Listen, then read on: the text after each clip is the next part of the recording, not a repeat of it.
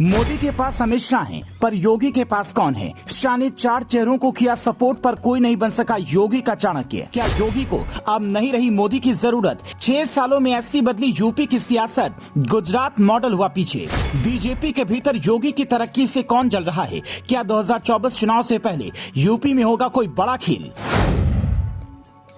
क्या योगी किसी right hand में यकीन नहीं रखते? चाहे उन्होंने हिंदू युवा वाहिनी संगठन चलाया या यूपी सरकार चलाई, हर वक्त अकेले ही चेहरा बने रहे। जबकि मोदी जब गुजरात के मुख्यमंत्री बने तभी से उनके साथ एक नाम जुड़ता रहा, वो था अमित शाह। कुछ लोग कहते हैं शाह मोदी के राइट हैंड हैं, तो कुछ लोग कहते हैं शाह मोदी के उत्तराधिकारी भी हैं। पर सवाल यहाँ मोदी के उत्तराधिकारी का नहीं, बल्कि सवाल ये है कि योगी का चाणक्य कौन है? यूपी में अगर आप योगी के बाद नंबर 2 की कुर्सी देखें तो डिप्टी मुख्यमंत्री के पद पर 2 बड़े नेता केशव प्रसाद इमर और ब्रजेश पाठक हैं। आईएएस अधिकारी रहे अरविंद शर्मा भी काफी खास माने जाते हैं। इनके अलावा पहले दिनेश शर्मा भी डिप्टी सीएम थे। पर ये कोई बच्चा भी बता देगा कि इनका रुतबा योगी के आगे कुछ खास नहीं है। यहाँ तक कि आप एक और चीज गौर कर रहे होंगे कि यूपी के चुनावी मिजाज में मोदी शाह के दौरे अब पहले की तरह नहीं हो रहे हैं।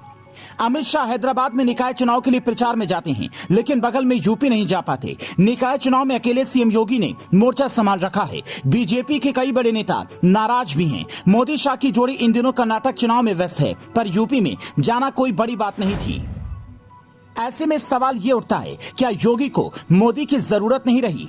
साल 2014 का लोकसभा चुनाव और 2017 का यूपी विधानसभा चुनाव बीजेपी ने मोदी के चेहरे पर लड़ा, लेकिन 2022 के चुनाव में योगी चेहरा थे। खुद मोदी योगी का हाथ उठाकर कह रहे थे कि डबल इंजन की सरकार बनेगी। अब यहाँ समझने वाली बात यह है कि योगी के राज करने का तरीका और मोदी के शासन का तरीका बिल्कुल एक ही तरह का है, बस अंतर उम्र और आक्रामकता का है।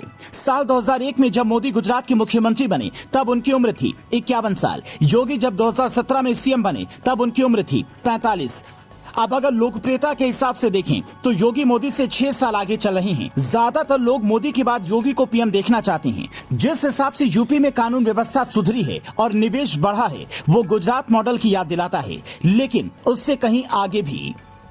बीजेपी में एक बात बड़ी साफ रही है कि जिस भी नेता को आगे आना होता है उससे काम करके दिखाना होता है। मोदी ने गुजरात मॉडल लाकर दिखाया तो प्रधानमंत्री का चेहरा बने। तो क्या योगी और आक्रामक रुख अपनाकर यूपी मॉडल को गुजरात मॉडल से आगे ले जाने वाले हैं, ताकि 2024 में तो नहीं पर 2029 चुनाव में पार्टी उनके ऊपर ही भरोसा जताए? इसका जवाब राजनीतिक विश्लेषक ज्यादा बेहतर ढंग से दे सकते हैं, लेकिन एक बात जिसकी चर्चा सियासी गलियारे में अक्सर होती है वो ये है कि जब योगी मुख्यमंत्री बने थे तब वो ना तो मोदी को पसंद थे, ना ही अमित शाह को, बल्कि आरएसएस के कहने पर उन्हें चुना गया। लेकिन तब नंबर 2 की कुर्सी के लिए शाह के 2 नाम केशव प्रसाद इमर और दिनेश शर्मा को चुना गया।